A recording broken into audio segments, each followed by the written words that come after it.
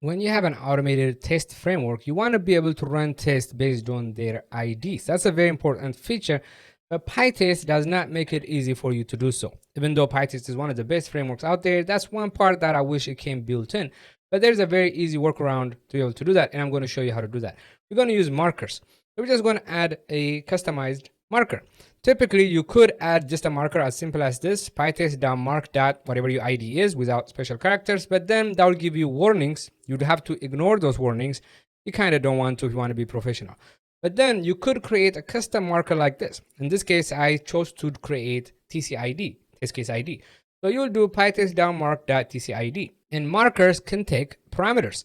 So in this case, we're going to pass in a parameter, which is our ID for the test case. If you have your test case and test case management system like case.io or testrail or testlink or something like that, you have IDs. And usually those IDs have special characters like dash.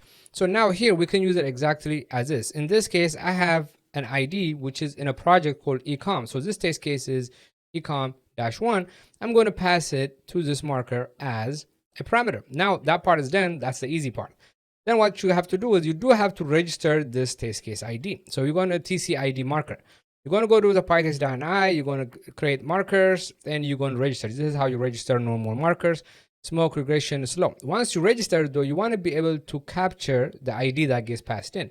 Now I could run it just by doing tcid, but to be able to specify this, the actual ID, what you need to do is you got to go into the conftest.py. That's where all the magic happens, right?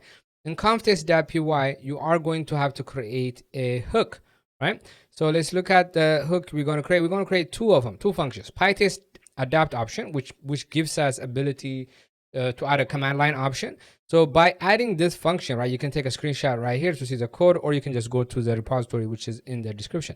So here, if I do pytest --tcid, right, that option, that command line option is available because of this.